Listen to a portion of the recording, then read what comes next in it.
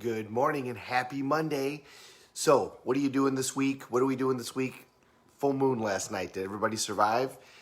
So, as you head into Monday, is your week planned out? Do you have an idea in place as to what the goals are that you want to accomplish and how you're going to accomplish them? Have you mapped out your week? Have you laid out and put first things first? You know, if your goal is a financial outcome, I don't think anybody embodies that state better than Grant Cardone. For me, anyway, that's the guy. He vibrates at that energy to create that financial result like nobody else. So if that's your goal, is you need to create a certain financial result, I don't think there's anybody better that you can model in terms of what's the state that you need to be in on a daily basis in order to accomplish that type of thing.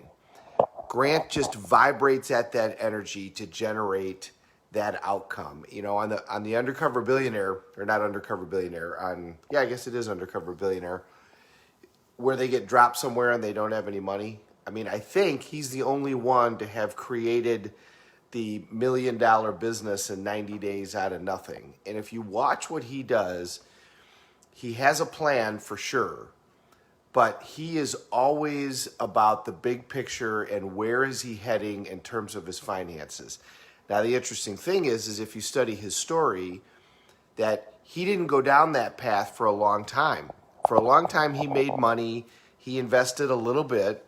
But 10 years ago, Grant Cardone had a couple of houses. He had made some money, a couple of investment houses, and then he had a house that was worth a couple of $1,000,000. And then the financial crisis hit, and he was recently married, and he decided he needed to create a significant financial outcome. And so he created this persona that is now Grant Cardone. And the interesting thing about anybody that creates something significant, they set out to create something significant. Remember, Chris Dakin is watching. Good morning, Mr. Dakin. He's the guy that taught us, if you want to catch big fish, you got to go fish for big fish. I had somebody disclose to me in a private message not that long ago how significantly that had hit them. He sent me a lovely message. I won't say who he was, but he sent me a lovely message talking about how he's changed his whole life in the last 6 months because of that statement. Chris, I bet you didn't know you had that much of an impact. He had never thought about it that way. If you want to catch big fish, you got to fish for big fish. That's what Grant Cardone decided to do 10 years ago. He decided he was going to create a significant persona, not just a financial outcome, but that he was going to create a celebrity. Chris Dakin goes out and catches these massive fish because he doesn't go out trying to catch minnows. He catches the small fish for bait only. He knows that he's going to throw those back in order to get the big fish. So he doesn't worry about a little one because he knows that the next one is going to happen. He puts his chips back on the table.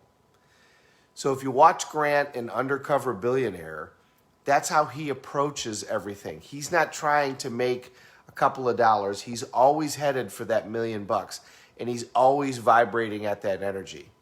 He got to such a fast start that the Discovery Channel asked him to slow down because he was kicking the crap out of everybody else that was in the thing. If you want to create a financial result, that's the energy that you got to vibrate at. But the real point of all of it is you got to set out with the big picture in mind, and you got to set out with big goals. If you want to accomplish big results, then you got to have big goals. The old adage of shoot for the stars, shoot for the moon, you'll end up in the stars. I think Richard Branson says that all the time.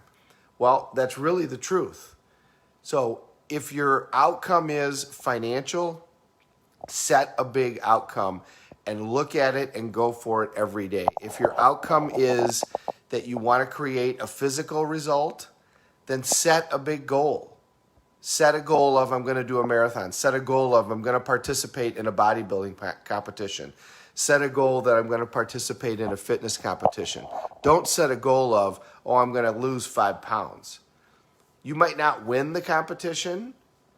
By the way, that should be your goals. You're not only going to participate, you're going to win it. But by making that your goal, you're going to create a much different outcome than if your goal is, I want to lose 5 pounds. You're going to be way more inspired. You're going to take way more action, and you're going to produce way more results, and it's going to produce way more momentum.